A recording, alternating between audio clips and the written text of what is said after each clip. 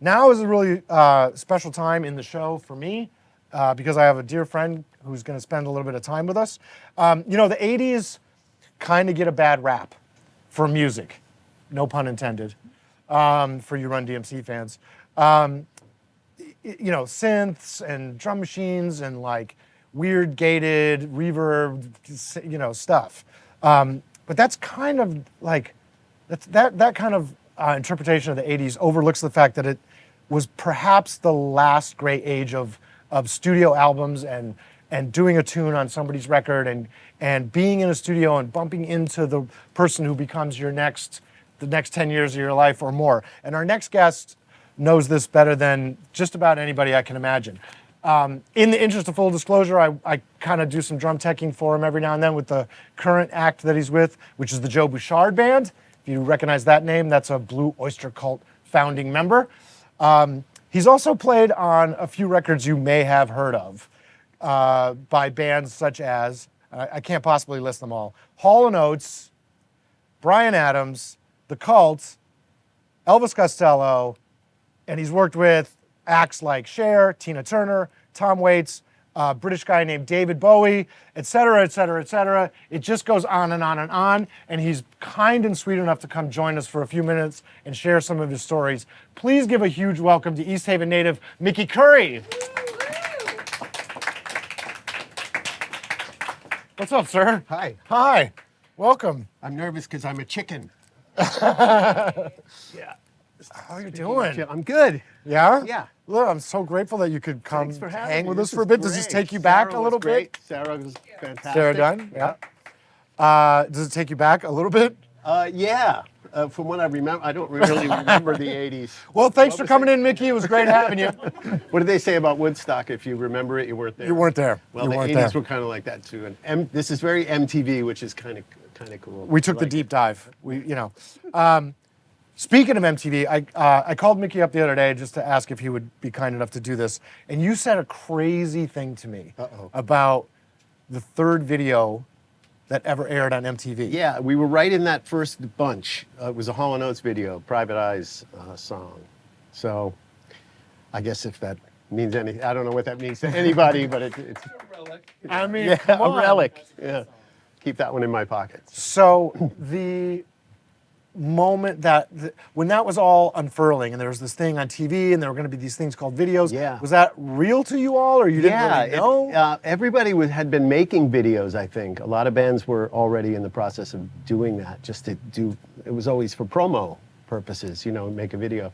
But with Hall & Oates, with Daryl and John, it became a real, every video was a little movie. Right. They tried to do, we would do 2 weeks in a TV studio somewhere or, in New York and do 10 videos, just all day, all night. Right. Just try to get all these videos done. And Yeah, there weren't cell phone videos and Instagram reels. no, it was like, really complicated stuff then. They had, it was like making a little movie. Yeah, yeah. And there were a lot of downtime and a lot of sitting around and, but getting the fog machines refilled. yeah, all the things. And then the wardrobe and the hair and the big drums and all the goofy stuff. So.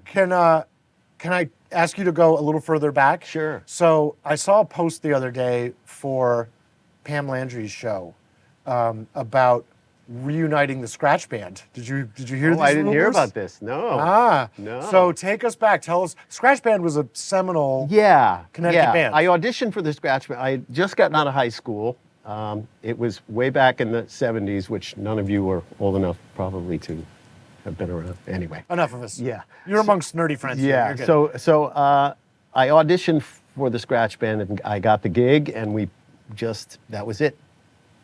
6 nights a week we were playing every bar and club and place all over New England.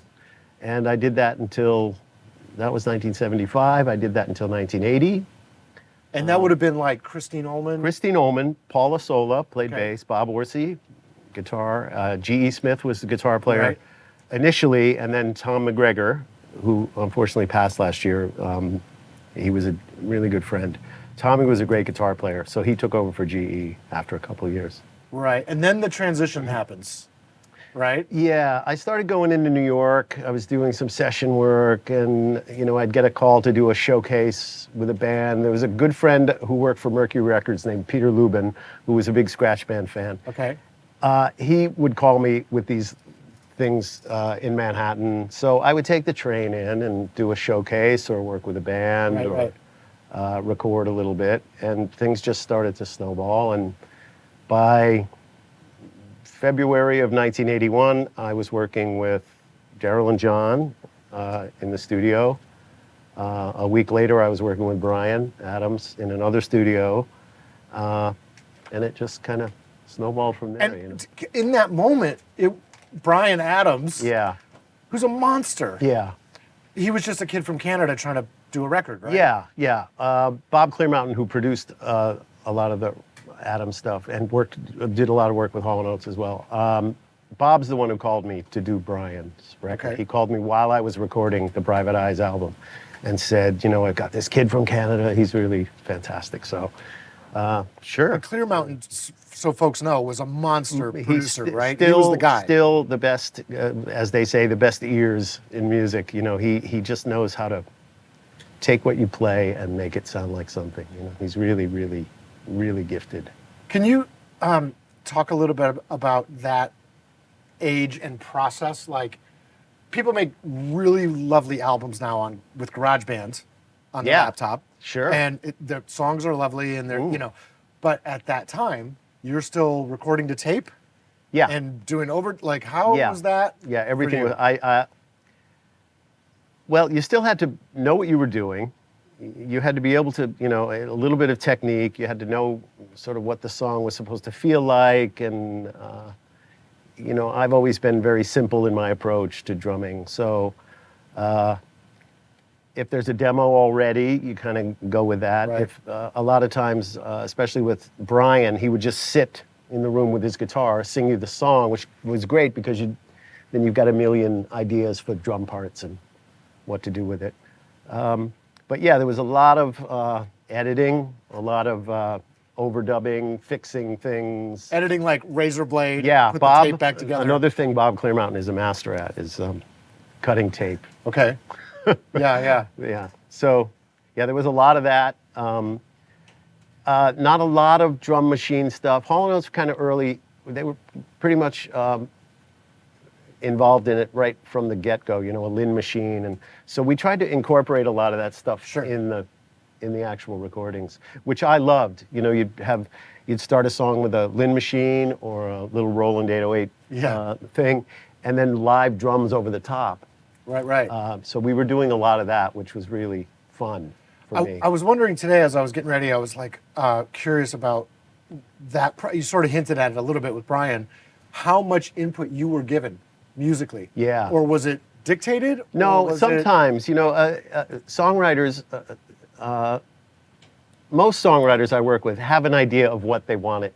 They've got a final version in their head somewhere. So, you work with that too. But most people hire you because of how you approach a song and how you play a drum track. So that's, when I get calls, it's usually because I'm going to play what they need to have on their song. Yeah, so that brings me to this Tom Waits situation. Yeah. So Very funny. So Mickey's on a track called Downtown Train. Yeah. Which, if you are a human on the planet, I'm sorry, that is a all-time great. Yeah. But it has nothing to do with the record. The record is gritty Yeah. and harsh and textured, and Tom Waits, to my understanding, wanted this, real, earthy, gritty, dirty New York record, and the record company sweated him for a single, and that's the tune, right? Yeah. Is can you talk about, did you just get a call one day? Yeah. T-Bone Wolk and G.E. Smith and I were the rhythm section for the Hall & Oates band. Somebody got a hold of G.E. or T-Bone, I'm not sure, to come and record with Tom to do this. We were going to do 2 songs one afternoon. So we all go in the studio, and Tom, it was the first time I had met him, and I got to know him, and we crossed paths a few times later on. But he's the unbelievable guy. He's the sweetest guy, and he's very kind, but he has a hard time explaining what he wanted. So this is what he said to me. We did the song, and I played it with drums, with sticks. I played a regular sort of drum groove pattern. And it was okay. Everybody was like, oh yeah, it sounds okay. And Tom said, he said, oh, okay, you got your green over here, and you got your red over here. I kind of want that brown in the middle. So What? I didn't know what that meant. So we went out, and I started I baffled the drums a little bit more, and he said, yeah, that's closer, I think. That's closer. So then I took some mallets, Okay. timpani mallets, and Yeah, I played softer. I just tops, played yeah. I played the song with mallets, and he loved that. One take done, and that was it. The song was finished. At least the drum track was finished. They might have overdubbed some guitar things or something, but it went really quickly once we Yeah, yeah. found that brown in the middle. Like a day? Yeah, well, how Maybe long? less? How long's the song? That's how. 4? Yeah, 4 minutes. I listened to it again a couple days ago. The Yeah. tom-tom parts are so majestic. It They're was so you, too. Yeah, but it was Like they're so Mickey Curry, you know right? that Like, thing. Well, I don't know. You're in the room and you're just trying to do the right thing for people. You don't want to Yeah, be don't want to be the weak link in the chain, Right. and you don't want to be the guy that sort of makes it difficult for everybody else. I can't imagine you'd be that guy. Well, you Can't imagine just- it. I got to put you on the spot for this one now because we're doing the 80s thing. And last summer when Joe's band was doing the record, Yeah. we were at lunch one day, I think, Yep. and you started telling Live Aid stories. Yeah. And Live Aid was like, I mean, that's not just a rock and roll thing. Like that was a cultural, political, global Yeah. fundraiser, live Yeah. fundraiser. That's right. Yeah. from 2 continents. Yeah. And you had some amazing stories from that. Yeah, So talk us through like Live Aid what was that was all about. Live Aid was one of those things. It all happened so quickly. Everyone got together and put this thing together. I don't know how logistically they did this between the London show and the show in the U.S.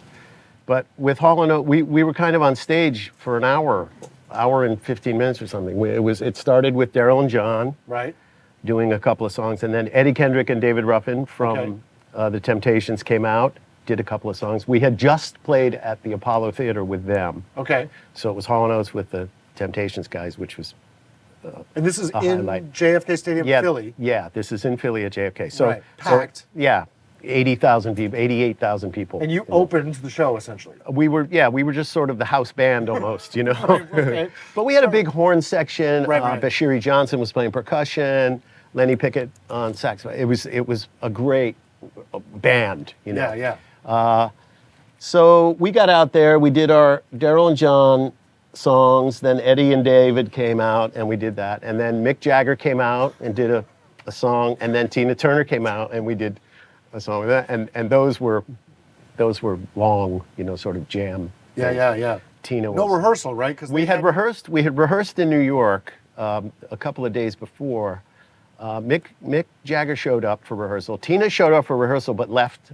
I know it all. I know everything. So, and we thought, okay, she's going to screw this up. And when she got to the show in Philly, she knew exactly what she was doing. Like she had it Wow. memorized. It was like next level. Like just unbelievable. total pro. And Mick Jagger was the same way. He knew every part everyone was playing. He knew all the horn lines. He knew all the keyboard stuff. Wow. He knew tempos, where things were going to get sort of crazy and manic and where things were going to calm down. Yeah. He knew where to be on the stage. Right. He's unbelievably, he's a master at just. Yeah. For like a mini set, right? Yeah, Like it was and he 3 or looks 4 like tunes? he's just sort of making it up as he goes along because he's really good. Just fantastic. I loved working with him. So I feel like I could ask you this 27 times, but was that like, was that a moment? Were you like, yeah. oh boy? Like, Well, once you know, again, I like, was really chicken. Somebody's got to give another. Yeah. Right around in the back. We were all running around like chickens with our heads great. cut off. So Be careful, I'm going to ask you to come back next year. Next year you're again. going to ask me about my mother's chickens when I was a kid. How many chickens did you have? We had, well, it started out as just 2 or 3, I think, but it ended up being a lot. And It happens with them. yeah, and we had neighbors. My wife Susan and I had neighbors that had chickens, and they used to come into our yard and eat all of our bird seed and dig up our gardens and our flowers. And but anyway, that's a whole different. The chicken story is a whole different story. That's a whole different telethon. We're I getting think. some money now, right? Sarah will play it. Yeah. We should be. Yeah, that was just a crazy moment. Yeah, it was a real highlight. You know, there were a couple through the '80s that I'm are really mean a lot, and Live Aid was probably the biggest thing. Sure. Yeah, it was a big deal. Because you'd done some touring before, right? Oh yeah, on the road. Yeah, we were from '81 with Hall & Oates from '81 to '87. If we weren't on the road, we were in the studio. And Yeah, and over and over. if I wasn't in the studio with Daryl and John, I was in the studio with Bryan. Right. So that became my sort of regular gig after. And literally everywhere, right? Everywhere, I mean, just around the so- planet 10 times. Yeah. Yeah. Small town Connecticut kid, like. Yeah. Suddenly you're in. Yeah. But Like- but it's not Memorgwin, and that's where I was born. Just so you know, I lived in Memorgwin. There used to be a place. I just wanted to say this Please, quick please. because it's about East Haven, and East Haven has a very big space in my heart. Where the Sandpiper is, which is a great restaurant, by Yes. the way. Everybody Yeah. should go there and get a fish sandwich. It's really good. There used to be a indoor carousel. They called it the Flying Horses. And above the Flying Horses was an apartment. And that's where I lived when I was first born. Then we moved to Center Avenue, which is off of Cozy Beach, but I don't think it's there anymore. They redid the streets down there. We lived there for a few years. And then I lived with my grandmother on Silver Sands Road in a big 3-family house with all my my mother's family. So I love East Haven, and I just wanted to That's say that. right. The story about watching Ringo from your grandma's Yeah, house. that was in East Big Haven. That influence was on you, right? Ringo Starr. Ringo, yeah, he was the reason I started playing. My grandmother wouldn't. The Beatles were going to be on February of 1964. They were going to be on Ed Sullivan, and my grandmother wasn't going to. I was 7 years old. My mother was not going to let me watch. So, my grandmother was, these long-haired, whatever they were. She didn't understand the thing. Right. So my brothers, I have 6 brothers. All of us, we literally saw through the keyhole in the door. We could see the Like television. They're all piled up in the bedroom. We're all from knocking each other watching, over, trying right? to get a view of things. And I saw Ringo washing away on that hi-hat, and there was something just hit me. So I was a huge Beatle fan and a huge Ringo fan, and I met him years later, and I got to tell him that. So it was nice. Amazing. Yeah. You also just played with another. I don't want to put words in your mouth, but not idol, but like you played with Bernie Purdy. Yeah. A couple weeks ago, ago. Yeah, the Raven Drum Foundation. I got to play with Pretty Purdy, Bernard Purdy, which was just, I don't even know what that was.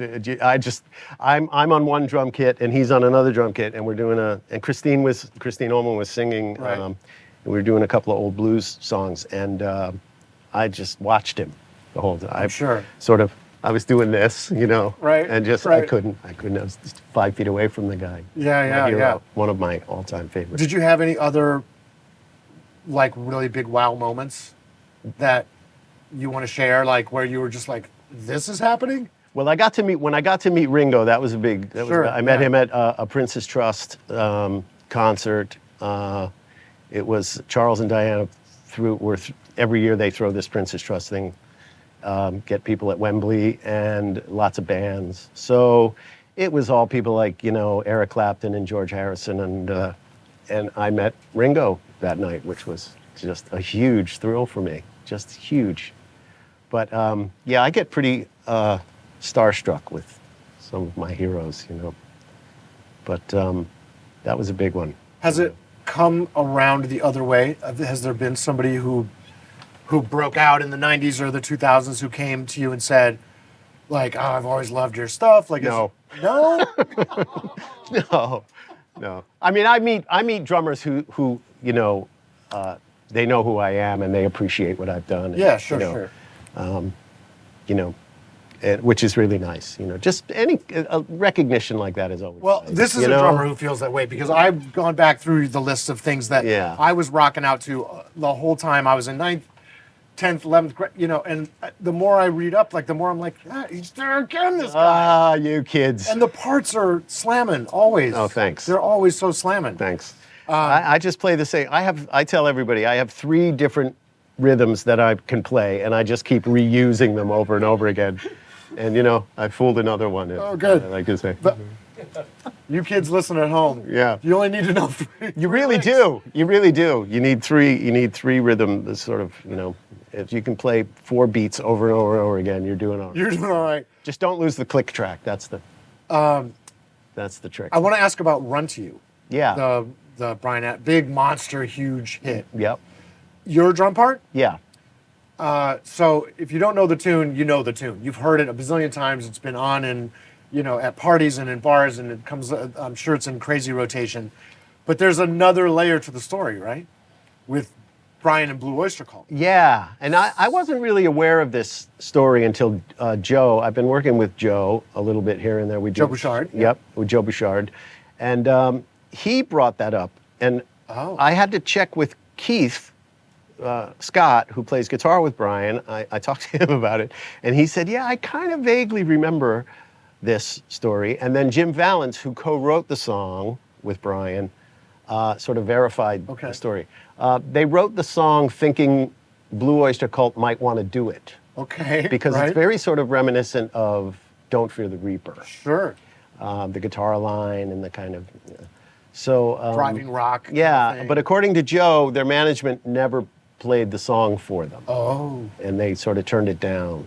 Right. So, you know, our version came out and the rest is history, as they say. And I have to say, like, the number of shows that I've been on for that band, like they crush Run to You. It's Joe like, loves you playing cannot that miss song. it. He just loves Cannot it. miss it. Yeah. I'm He sure loves there's versions on Joe's YouTube. Yeah, probably. But he loves the song and he loves playing it and he loves the story, you know. It could have been, you know. It's great. It's insane that it folded back to you as well. Yeah, it's funny that I'm playing drums with Joe and he's playing a song that I played on with Adams. So. And do you want to tell us how that partnership came about? How did you meet him? How did you get invited to be in the band? With Joe? Yeah. Joe lives in Connecticut, and he came to a show when I was with Bryan. He came to a show at Mohegan, and we were chit-chatting, and he asked me if I'd play on his record, on his album, and I, of course, you know. Yeah. So that was a while ago. So I've been on his last 3 albums. He's got a new one coming out. We're doing a couple of shows. You know, every now and then we do a show just to promote his thing. He's really fun to work with. He's a really nice guy, and he's a really talented musician. He's a great guitar player, and he writes really cool songs. And Yeah. he's fun. It's fun to do. So, and he's right up the road, which is really nice. Right. You know? Right. You're not going to Boston or the city or No, Philly I'm or not something, flying to so- London or, you know, I got to go to Japan for the day. They're not big into chickens there anyway. Oh. I mean, they might be. Sarah's going to check. So you have a couple things coming up. The new record soon. Joe's got a new record coming out soon. We're playing at the Kate in Old Saybrook. Kate and Old in Saybrook August. later this summer. Yeah. Right. And I might be doing, I'm trying to put it together now. I might be doing a little drum show before the Joe Bouchard thing at the Kate. Right. Just to do a little drum clinic, maybe. But we're talking about that, so we'll see. Hopefully that'll come together. I look forward to it because I'm sure I want to learn at least 2 of those 3 licks. I could teach them to you right now, and you wouldn't miss a trick. So. Well, But don't be chicken. The donations have got to be piling up. I'm trying really hard. Yeah. Just you being here has been, I'm eternally grateful, and it's been a real Thanks treat. a lot. Everybody, please give a huge round of applause to Issei the Native. Thank and you. Drum Monster Mickey Curry, everybody. Thank you very much. Thank you. Thanks, buddy. Thank you so much. Appreciate you.